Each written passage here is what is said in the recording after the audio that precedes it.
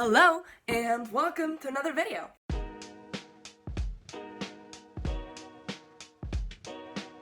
So today, as you can probably guess from the title of this video, yes, I am doing yet another, maybe controversial video. Thank you for noticing.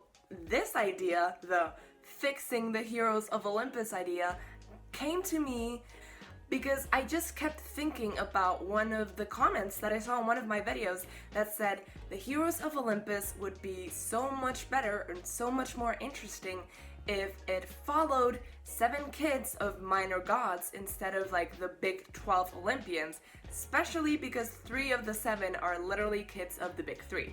And that got me thinking, and then I had a eureka moment and I was like, I know how to fix the heroes of Olympus, and just like that, like so easy. Make one simple change and then the whole series doesn't make sense anymore because you're like, this is so obvious, why didn't Rick Riordan do it?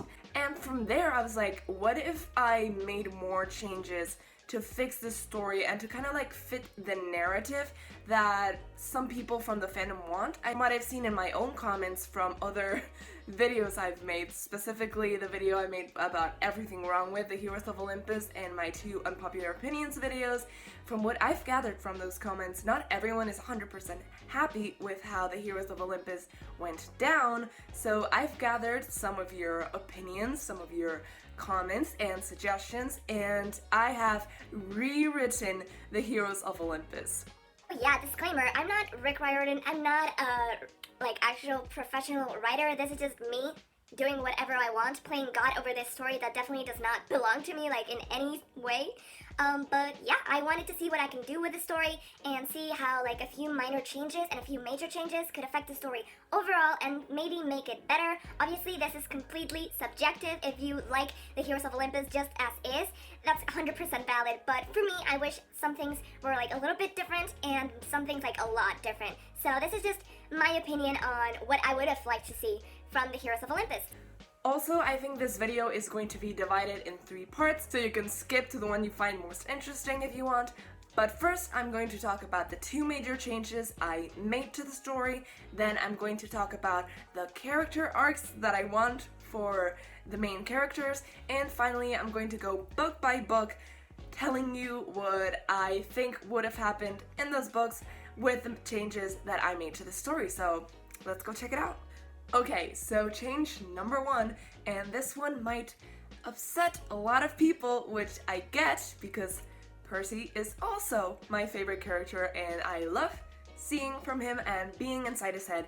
But change number 1 is Percy isn't the one to be taken by Hera and placed in Camp Jupiter. Instead, it's Annabeth. I can basically see the comments being written right now like, I hate Annabeth, she's a pick-me girl, how could you do this to Percy? Percy is a cinnamon roll, he deserves the world, I want 100 books reading from his point of view. And I get it, literally I am you. I'm the one typing those comments basically.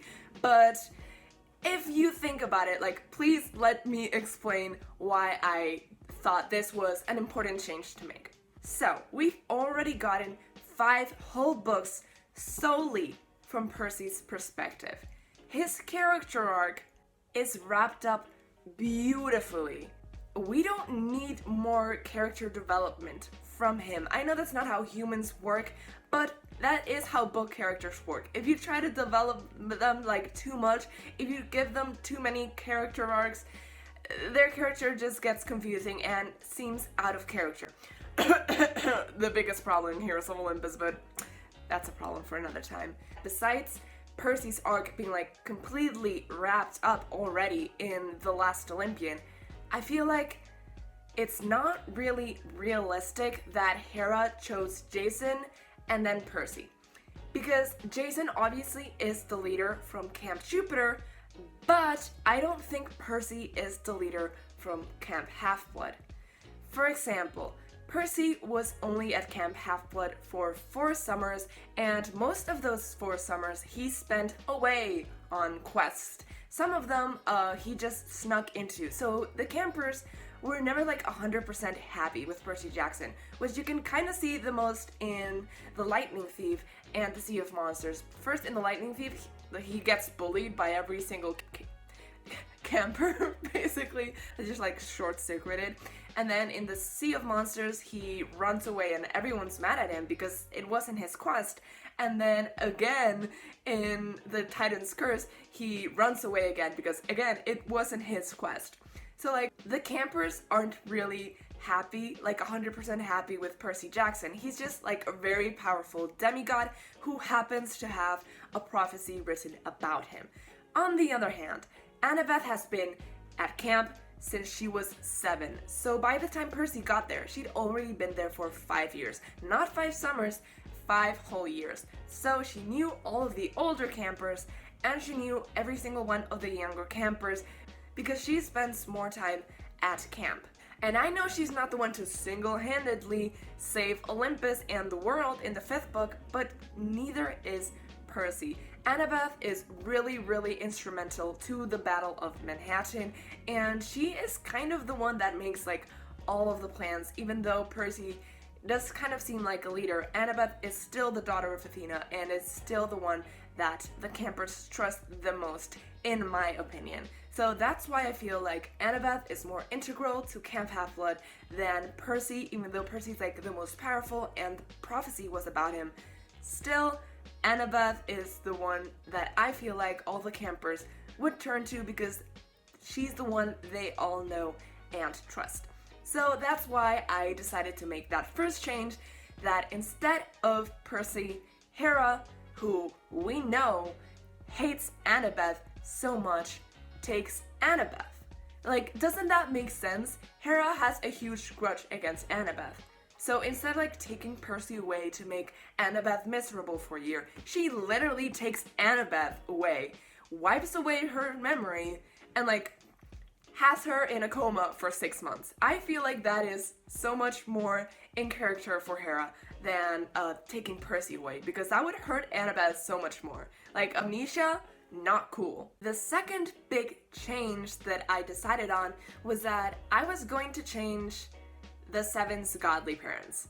Hear me out. I feel like these two changes are going to be so unpopular, but like I said before, I think the story would be so much more interesting and would actually make more sense with what we were presented in the first book series. Because the first book series, like as a whole, is all about the minor gods being like respected by the 12 Olympians, and the 12 Olympians actually taking responsibility for their actions and their own kids. So wouldn't it be much more interesting to hear from kids whose parents we've never actually heard about or explored? So this is like a real unpopular opinion, and this is actually the part where I will accept the most criticism because I'm not like 100% about the decisions I made. So I would actually love to hear whose godly parent you think should be changed and to whom. So first of all, obviously Annabeth would have to stay the same. She would be the kid of Athena. We can't really change that, it's already been established. Which leads us to Percy, who, even though I wouldn't make him a part of the 7, he would obviously still be a kid of Poseidon, obviously can't change that. And then we get to Jason. I thought about changing him to one of the, like, the winds, the god of the winds kids, like Boreas or someone like that, but then it wouldn't quite make sense because he wouldn't be like a leader at Camp Jupiter. So I had to make him a kid of Jupiter still, especially with the Talia storyline, because that would not make sense. So Jason, Annabeth, and Percy stay the same. And then everyone else is different. The one I think I'm most confident about is Frank, whom I made a son of Nike, or Nike. I'm not sure how you pronounce it in English, but I like both of them, so I might just use both. I think his storyline and his story arc wouldn't really change from a kid of Mars to a kid of Nike or Nike, because Nike is the goddess of victory. And if you think about it, why would you go to war if it wasn't to like come out victorious and win? So I feel like the descendants of Nike and Ares are really similar. in how competitive they are and their drive to always win and always be number one. So that's why I thought it would be a really good match for Frank, especially because he is not the most ambitious. So being a kid of Nike would just be like, ugh, why? So I feel like that would really contrast well with his personality and then would go really well with his character arc. The second character I changed was Hazel. Now, hear me out, because obviously Hazel has to be a daughter of Pluto in order to be related to Nico, but I changed her godly parent. But if you remembered, you can still have a patron god. Just like Jason's patron god is Hera, even though she's not his mom. So that's what I did with Hazel. Hazel's godly parent would be someone else, but Hades or Pluto would still be her patron god because he thought she was impressive, or he thought his mom was cool but didn't want to sleep with her. Like, I don't know. So I feel like Hazel's godly parent is the one that I'm most willing to change just because of the connotations it can have.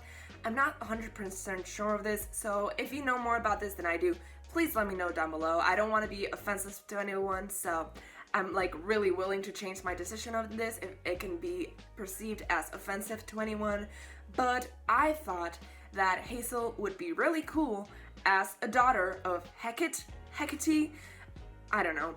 But obviously Hazel's like patron god in the original Heroes of Olympus series is Hecate or Hecate. Hecate sees so much potential in Hazel that she teaches her how to manipulate the mist. And like, that's really cool and all, but what if Hecate was her mom from the beginning? And don't get me with this like, oh, Hazel already has a mom, how are she and Hecate going to have a daughter? Hecate is literally a goddess, she can do whatever the hell she wants, so problem solved, it's Greek mythology, like, don't think about it too much. But anyhow, I think Hecate would be so cool, and it would make more sense for the literal goddess of magic to be attracted to a mortal woman who claims to do magic than for Hades to be attracted to her, even though she did summon Hades. But it would make more sense for her to summon Hecate, the literal goddess of magic. So I think that would be really cool. The thing with this is that I know there's a lot of stereotypes of like black girl magic and stuff like that, and black girls and black women being witches, especially like a long time ago, but not that long ago. So literally Hazel was born in like a very, very racist time. So like, if you think this can be offensive or something like that, please let me know down below. I just think it would be so cool to see Hazel not being one of the big three, but still being so powerful and wielding magic and controlling the mist, and I just think that would be so cool. The rest of these aren't really that like important. I just like found some minor gods and tried to connect them to the 7. So next up we have Leo, whose godly parent I think would be cool if it were Melino. I don't know how to pronounce her name, so I'll just leave it down here. She is the goddess of luck and fortune, and I think that would be so ironic because Leo always thinks he has bad luck. So I feel like this would be a really cool power to have if it was done like dominoes from Deadpool. So he can make people have good luck or bad luck, but Leo cannot control it, which leads to all of Leo's shenanigans and him feeling like he's bringing the team down just because he can't control his powers. Also, he can obviously still be a mechanic. That is a part of someone's personality and a hobby. It doesn't have to come from his godly parent. I just think that dynamic of Leo enforcing good luck or bad luck on people without knowing would be really cool. Also, overall, I would like for one of the 7 to not be claimed until like the end of their first book or maybe the end of the series. I think that would be really cool, and then at the end they discover their powers and their self-worth, and I think that would be really cool for Leo specifically. So Piper's godly parent is the most important one and the one that this whole video is based around basically. Piper would not be the daughter of Aphrodite, she would be the daughter of Hypnos. Hypnos, the god of sleep. And you're like, why would you make her the daughter of Hypnos? Well, what is the whole series about? Trying to get Gaia to fall asleep. So why would Hera choose a daughter of Aphrodite instead of one of the kids of the literal god of sleep. Like, does that make any sense to you? So in this version, I think she could make people fall asleep. She could go into their dreams and like control their subconscious. She could hypnotize them, hypnose, so she could kind of still charm speak. I think she would be so cool. And then, as the last person of the 7, I chose to have Nico D'Angelo himself, who would obviously still be a son of Hades. And that's it. That's it. I didn't expect this video to be so long, so I'm just gonna stop this video here, and yeah, stay tuned for part 2 coming out hopefully sometime soon. I hope you guys liked it. Leave a like if you did. Leave a comment telling me if you agree or disagree with the liberties I took while rewriting this series, and please subscribe if you haven't yet, and click that bell button so you get notifications every time I post a new video. I post videos twice a week on my channel, so there's a lot of content from me. And I guess I'll see you guys next time. Bye!